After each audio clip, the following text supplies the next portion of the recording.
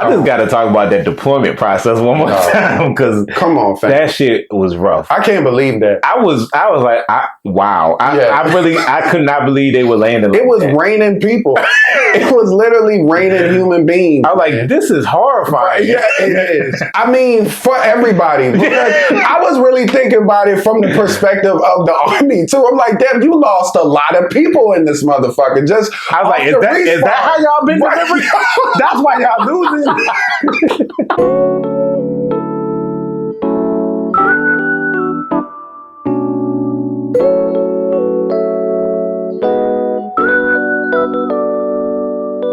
Hey, what's going on, y'all? Welcome back to Cynicism. I'm Eric. It's your boy Dante, man, and today we're going to be doing a review on the Amazon original movie, The Tomorrow War. Tomorrow War stars Chris Pratt, and it's about a future war, basically. It takes place in the beginning of the present time. We shortly find out that there is a war that is going on 30 years in the future. Seemingly came out of nowhere. They've been fighting these monsters, white spikes, and they have been slaughtering mankind for years. They said we're down to, I think, a worldwide population of like 500,000 people, which is absolutely insane. That's insane. Future military personnel have went back in time to recruit any able-bodied person that they can. Well, at least over a certain age. They recruit people after a certain age because they know that they're going to die at a certain point in time, and they don't want to recruit younger people, I guess, because that will create some kind of a paradox or some shit. If you're currently alive in the future, then you're ineligible to be recruited into this war. Because things are so dire, they end up having a worldwide draft, which sounds insane. The method is even more insane. My God. I'm talking about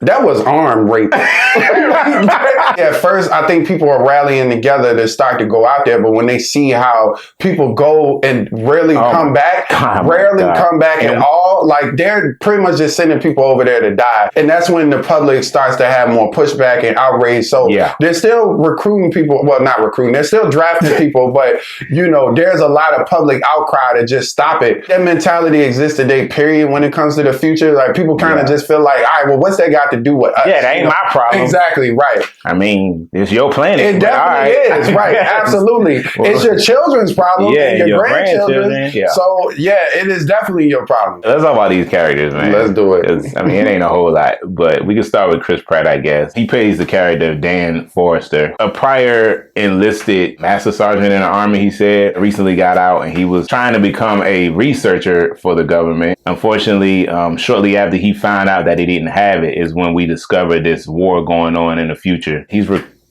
drafted. I don't even want to say recruit into said war. I think when they get drafted, they got like 24 hours to report or some wild shit. I mean, he immediately has to tell his wife and daughter that he's gonna enlist into this war. I couldn't imagine being in that situation. Yeah. Especially given those circumstances. I mean, there's usually some hope. The statistics of who comes back and who doesn't. And it's interesting because he's a man of science. When he's recruited, I think he's supposed to be on some type of a research team. He's not really supposed to be a combat soldier, even though that's part of his duty. But he's really supposed to be coordinating with the research team to help to create some type of solution in that way to get rid of these monsters. But that never really quite pans out for him and the rest of the squad. And I guess we'll talk more about that drop off because boy, oh boy, was that something. Bro, I was in shock at how these people were being delivered into the battlefield. They told them that they were going to be getting dropped off 10 feet above the ground. Some malfunction happened. They got dropped off probably 10,000 feet in the air or something. They got like UPS delivered. They got airdrop. No parachute. Bro, it was probably at least 1,000 people in there, at least. And I'm telling you, they lost probably 950 people. And they never addressed that neither. I needed to know what happened to that. It was a malfunction. I'm like, because everybody can't land in that pool like he did. Oh, no. Motherfuckers was falling to their death, bro. You know how mad I would be? Like, I didn't even get the opportunity to fight. This one, bull. Right. Already? Like responding in Call of Duty or some bullshit. That shit was crazy. That was a rough intro. Yeah. I guess the next big character we have is Dan's daughter. We see two different versions of in this movie. We see the younger version in present time, and then we find out she survived and she's living in the future as well as a colonel. She's like the head of like their research and development team. She's been trying to develop a toxin to kill the monsters before they even have the chance to awaken and take over. She's been pivotal in developing a lot of the technology. I think she had a role in developing even just the teleportation stuff that they had developed too as well. So for seemingly obvious reasons, at least before we even get the background, she doesn't tell him who she is at first, you know, and I thought that was kind of trying to avoid some type of time-space paradox or something, but it was really more so just because she had a plan for him and ultimately what she wanted to do, and she didn't really want to spoil that. Plus, clearly there's a lot of hurt there. It's interesting to see that in them years that he's missed, because he seemingly missed a lot of them, but there's been a lot of pain and a lot of things that have happened that you wouldn't have predicted from just seeing the guy. It didn't quite seem right to me, and that kind of felt a little shoehorned in. I felt like they could have went another direction, but either way, you just never know. At least the way that they explained it, from the way that he was, I just wasn't buying that. I'm like, he just left his family, like, especially with the way he felt about his own father abandoning them, that just didn't seem up his alley. And she was like, nope, you just left. Why? Because I didn't get that job? What type of bullshit is that? And then I thought it could possibly happen after he returned from That's what I was saying. War. Yes. I kind of assumed that's what would have caused it, but I don't know. I mean, even by the end of the movie, I didn't really see that developing into that. Same. I guess he kind of changed the course of history. But I feel like in her timeline, he didn't come back to the future, you know, because they had really just developed this technology in her lifetime. So I think in her life, that didn't even happen. He didn't go back to the future to fight the aliens, at least in her life, because that was something that she developed in adulthood, or helped develop in adulthood. Clearly, how things unfolded in this movie, it's not the same timeline that unfolded in her future. Correct. I don't fuck. Yeah, right. Exactly. I say that to say that. Right. He doesn't have a great relationship with his father, and his father seemingly abandoned him when he was younger. J.K. Simmons is a national treasure at this point. I think it's just safe to say that he's amazing. Yeah, everything he got better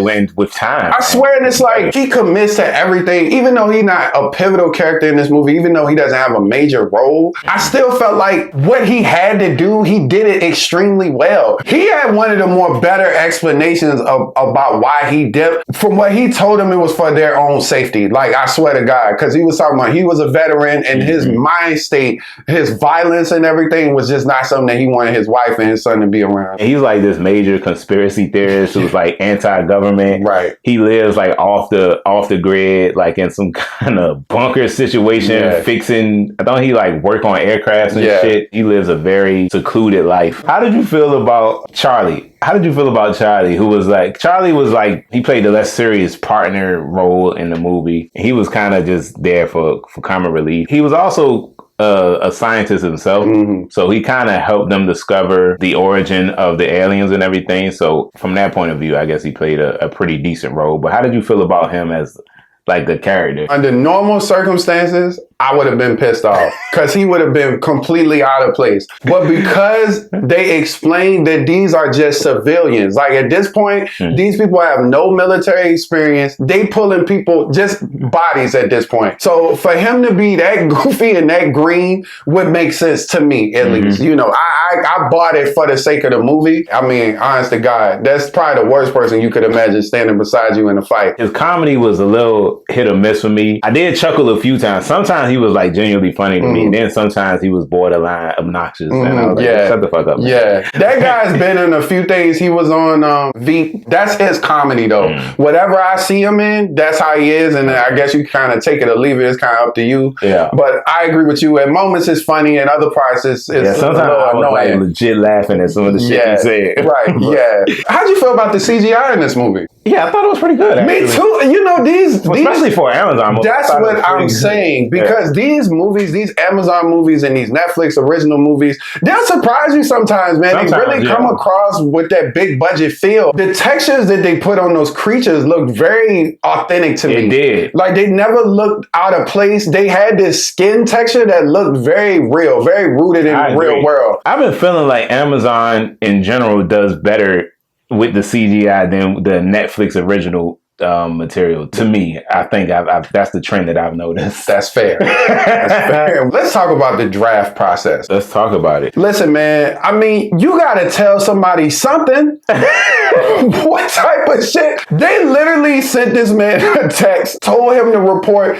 He might have asked 10 questions. They didn't answer any of them. They just told him to take his shirt off, sit in a chair. First of all, I'm not doing that if you don't tell me why. Like, why you need me take my shirt off, bro? They talking about something that's a test. Stick your arm in this. Tell me what's going on, fam. I definitely wasn't a fan of their methods. I got why they was doing it that way. It was the path of least resistance. Correct. The least problematic way to do it. People gonna have questions. Absolutely. What the fuck are we up against? What these things look like? What do I need to know before going in? They ain't telling none of this shit. One of the women was like, well, why don't y'all just show us what we're up against, what we're fighting, so we can have a better understanding? She's like, look, the consensus was before we even did this that if we showed y'all what was over there, people wouldn't go. So it's just like, that's supposed to make me feel right. That's what she said. She was like, look, next time just say nothing.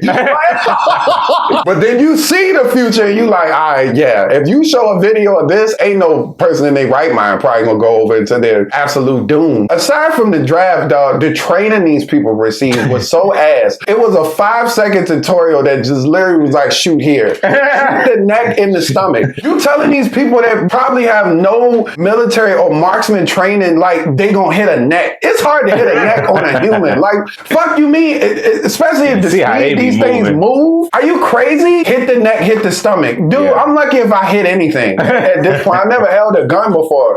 No wonder y'all losing. Yeah. Y'all just sending bodies over there. Y'all ain't even giving them no time. Desperate times, man. Yeah. Oh, God damn, it gotta be a better way. I mean, God, that ain't even fighting though. You literally just sending people over there to get like slaughtered. Throwing people at. That's it. That's literally it. I thought it was convenient how they could travel back. You know how these time travel movies, you have created time travel technology. You can only travel to certain points. Right. That shit is it's so annoying. For the sake of the movie, it had to be limited in the way that in which they could time travel. But yeah, I was like, man, I don't even know if that makes sense. But I guess then they really tried to give like time is like a river, right? And if you put a raft on it, it's like, dude, just say script. I'd rather you say screenplay. Just say screenplay, bro. No need to break down this fake science to me. The actual scientist was like, well, why can't we put 2 rafts on there? Well, shut up. Shut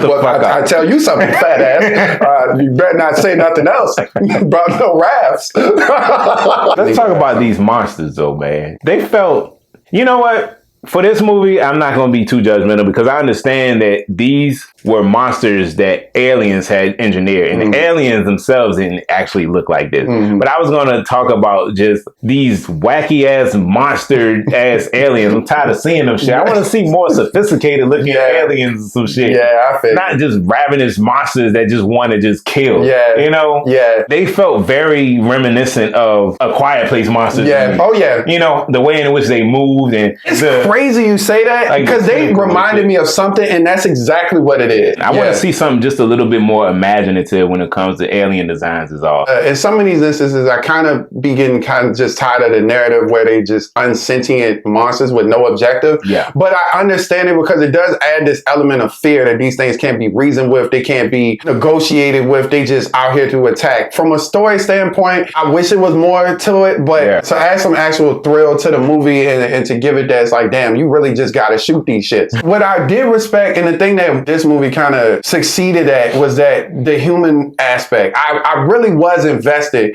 in this man and his daughter. It kind of had that whole feel of Interstellar where these two characters through time just bonded something where you felt that connection and you really wanted to see them win. Without them in this movie, it would have felt completely flat. And I was watching it saying, thank God that they're doing such a great job as this father and daughter tandem, because if not, this movie don't have really nothing else holding it together, making you give a fuck for real. And I was afraid that that's how I would feel watching the movie, but I'm glad that they threw that father-daughter element in there. And they did a really good job at selling it, man. The future one is the one you interact with the most, but goddamn, she really, there's a couple of scenes in here where she has some. Yeah, she did a great job.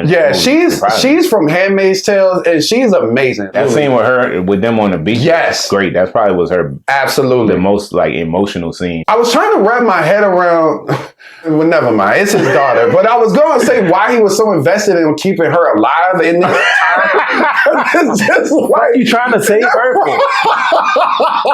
but it's like No, you I from get a what different I get what you're time. saying, Like this though. ain't your daughter. It's your daughter, but I thought about that too. and then I it's was just like, fam, do you want her to live in this though? Honest to God, this ain't no shit that you wanna. This ain't no life. Listen, man, this is what I will say. The end of this movie in which they kill that queen, that bitch take she some got damage, don't fucked she? up. Yeah, it was like a boss fight in the video That's game. exactly That's what what it it felt felt like, like. a boss I was fight. like, man, this shit got layers. Like, you know when you beat them and then it's like they take a piece off, then it's Yeah. like, oh fuck, now I gotta fight them like this. Right, the raw version. Right, yeah, exactly. This bitch was perfect sale. I'm like, God damn it. Overall, I thought this movie, it was a bit more enjoyable than I thought it would be. At the end of the day, it's kind of a typical sci-fi action shooter type movie, but they did take the time to make it stand apart from other movies in this genre, which Yes. I personally can always appreciate. Even though the movie wasn't a short movie, I didn't feel like it was too draggy. I'm going to give The Tomorrow War a 7.5 out of 10. I enjoyed this movie a lot better than I thought I would. Honest to God, I really felt like it was going to be just one of those run-of-the-mill movies. Of course, you're going to see similar plots before, but just do something different. You know, Yeah. of course, this is not a genre that we're unfamiliar with. Right. The time travel element, the father-daughter element, I don't know, it just added something to this movie, man, and it felt weighted. And the acting in this movie carried a lot of it, too. I'm going to give it a 7.5 as well. Thank y'all for tuning in to our review.